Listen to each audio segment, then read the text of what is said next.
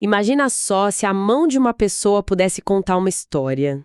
Uma história sobre uma lesão invisível, só pelos movimentos dela. Exato. Que um gesto simples, tipo fechar o punho, virasse um mapa revelando um dano escondido em algum lugar do braço. E é exatamente esse mapa que a gente vai decifrar hoje. A nossa fonte é um roteiro de aula médica e a nossa missão aqui é desvendar os sinais de lesões em dois nervos cruciais do braço, o mediano e o ulnar. Vamos transformar essa neurologia, que parece super complexa, num quebra-cabeça de diagnóstico que dá para resolver junto. É isso aí. Ok, vamos lá então. O nome já parece que dá uma pista. Nervo mediano, bem no meio do caminho. Vamos supor que a lesão aconteça lá em cima, sabe? Perto do cotovelo. O que acontece com a mão? Bom, esse cenário, uma lesão que a gente chama de alta do nervo mediano, tem uma causa muito clássica, principalmente em crianças. Crianças. Isso, a fratura supracondiliana. É um tipo de fratura que acontece bem acima do cotovelo. E é muito, muito comum em criança que cai com o braço esticado. Nossa, e como essa fratura lá no cotovelo se manifesta na mão da criança? É algo que a gente vê na hora? Sim, é um sinal supervisual. Numa criança que muitas vezes não sabe explicar o que está sentindo, né? A gente observa o que é chamado de dedo indicador em ponta, o pointing index. Dedo indicador em ponta. Como é isso? Imagina a cena. A criança está ali, deitada em repouso, e você nota que, ao tentar fechar a mãozinha, ou mesmo sem ela tentar nada, o dedo indicador fica esticado, como se estivesse apontando para alguma coisa enquanto os outros dedos se dobram. É como se o cérebro mandasse a ordem: fechem-se dedos, mas o indicador não recebesse o recado. Por que justo ele? A explicação é pura anatomia.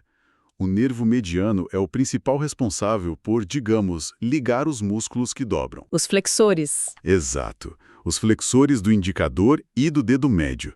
Ele também ativa um músculo que dobra a ponta do polegar. Então, se o nervo está danificado lá em cima, no cotovelo, o sinal elétrico não chega nesses músculos. O indicador, que depende muito dessa inervação, simplesmente fica para trás. Entendi o dedo em ponta na criança, mas isso me faz pensar. E um adulto? Um adulto consegue, sei lá, compensar o movimento ou o sinal aparece de outro jeito se você pedir para a pessoa fechar a mão? Ótima pergunta. O mecanismo por trás é exatamente o mesmo, mas a manifestação e até o nome do sinal mudam com o contexto. Ah, é? Em um adulto a gente pede ativamente: por favor, feche o punho com força. E o que a gente vê é a mão de bênção. Mão de bênção, por causa da aparência. Isso. Lembra a posição de uma bênção papal, sabe?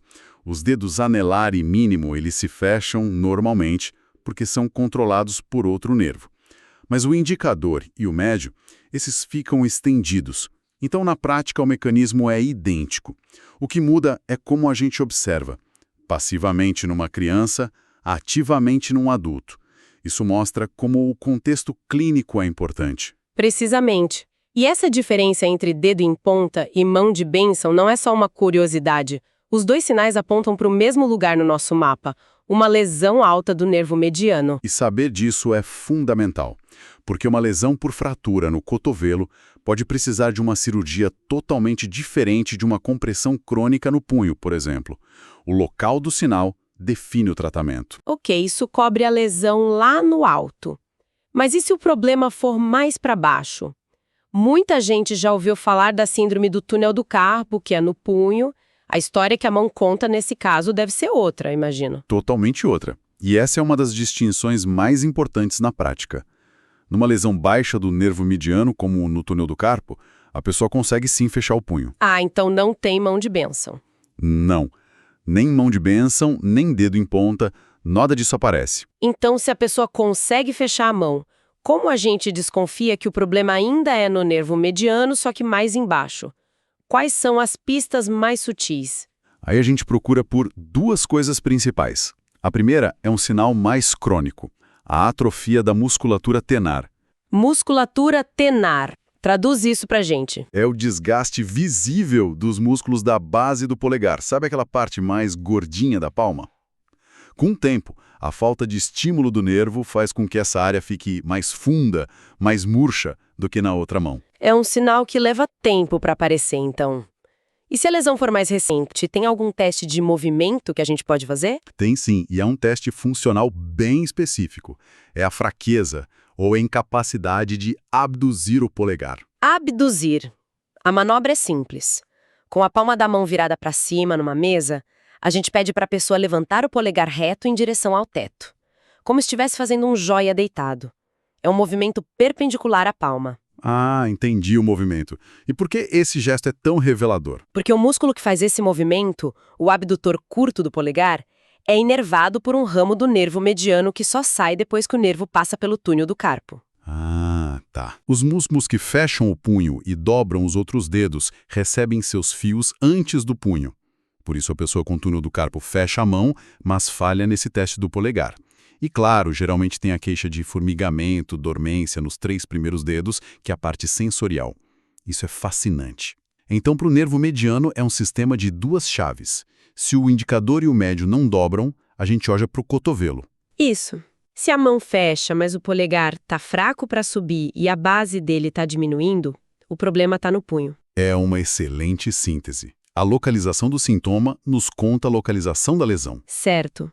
O mediano, então, é o maestro dos 3 primeiros dedos e do polegar. Mas a mão tem outra metade, né? Que parece funcionar com regras próprias. O que acontece quando o problema está do outro lado, com o nervo ulnar? Agora, a gente muda para o outro lado do mapa. O nervo ulnar, ele corre junto da ulna, aquele osso do lado do dedo mínimo. E ele comanda os movimentos finos e a força dos 2 últimos dedos, o anelar e o mínimo. E os músculos pequenos da mão também, né? Isso, muitos dos pequenos músculos que ficam dentro da própria mão. Então, seguindo a mesma lógica, se o nervo ulnar é lesionado, os dedos que ele comanda devem parar de obedecer, certo? Exatamente. Numa lesão aguda, recente, o sinal é quase uma imagem espelhada do que a gente viu. Você pede para a pessoa fechar o punho.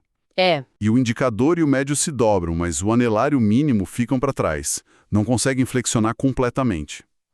Mas com o nervo ulnar, eu já ouvi falar de um sinal crônico com um nome bem forte. A mão engarra. Como isso acontece? A mão engarra é o resultado de um desequilíbrio muscular que se instala com o tempo. O nervo ulnar controla os pequenos músculos da mão, os intrínsecos. Certo. Que são responsáveis por manter os dedos numa posição balanceada.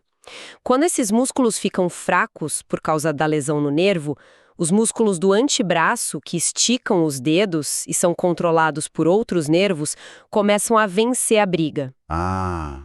Eles puxam os dedos para essa posição que lembra uma garra. Isso me leva a uma pergunta. Com o nervo mediano, a gente viu que a altura da lesão, se é no cotovelo ou no punho, muda tudo. Com o nervo ulnar, essa diferença também existe? Uma mão em garra é igual, não importa onde o nervo foi lesionado? Essa é a pergunta-chave. E a resposta revela uma coisa que os médicos chamam de paradoxo ulnar. Paradoxo? É totalmente contraintuitivo. Numa lesão alta do nervo ulnar, lá no cotovelo, a deformidade em garra é, na verdade, menos pronunciada. Espera, como assim? Uma lesão maior, mais alta, causa um problema de aparência menor? Isso não faz sentido nenhum. Parece não fazer, mas a lógica está no desequilíbrio. Numa lesão alta, o nervo ulnar não consegue ativar nem os músculos da mão, nem os músculos do antebraço que dobram as pontas dos dedos anelar e mínimo. Ok. Como os 2 lados do cabo de guerra estão fracos, o desequilíbrio é menor. E a garra é mais sutil. Agora... Aí vem o pulo do gato. Exato. Numa lesão baixa, no punho, os músculos do antebraço que dobram as pontas dos dedos estão funcionando perfeitamente, porque foram inervados antes da lesão. Então eles puxam com toda a força. Com toda a força e sem a oposição dos músculos da mão. O resultado é um desequilíbrio muito maior e uma deformidade em garra muito mais severa. Uau, então a lesão menor, mais baixa, causa uma aparência pior. O paradoxo é que uma mão que parece mais deformada pode indicar uma lesão menos extensa do nervo. Exatamente. É um dos conceitos mais elegantes e, ao mesmo tempo, uma das maiores pegadinhas para estudantes. É um exemplo perfeito de como não basta só reconhecer um sinal, mas entender a biomecânica por trás dele. Então, no fim das contas, a mão realmente é um mapa super detalhado. Cada fraqueza, cada incapacidade de mover um dedo de um jeito específico, tudo aponta para um ponto exato no trajeto de um nervo É um trabalho de detetive impressionante. É a aplicação direta da anatomia na prática clínica.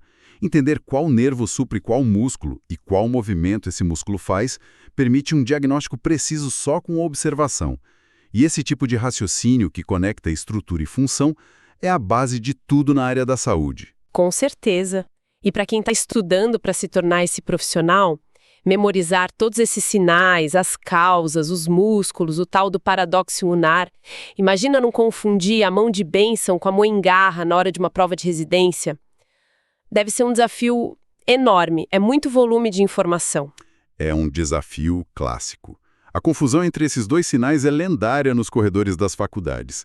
Ter uma forma organizada para revisar e principalmente para testar esse conhecimento é fundamental. É o que ajuda a fixar o conteúdo e a não cair nessas armadilhas. Falando nisso, para quem é estudante e quer se preparar de verdade, a dica é entrar em medcob.com.br, baixar o app e aproveitar o maior banco de questões do Brasil com provas anteriores de todas as instituições, questões comentadas, resumos práticos, aulas completas e flashcards prontos para revisar onde quiser. Olha, uma ferramenta assim pode ser o que transforma a decoreba em entendimento real. É a diferença entre só saber o nome do sinal e compreender o raciocínio clínico por trás dele. Bom, acho que a gente conseguiu mapear bem os principais sinais das lesões dos nervos mediano e ulnar. Transformamos o que parecia um emaranhado de termos em algo bem mais visual, mais lógico. E é importante sempre lembrar que isso vai muito além de um diagnóstico de livro acadêmico.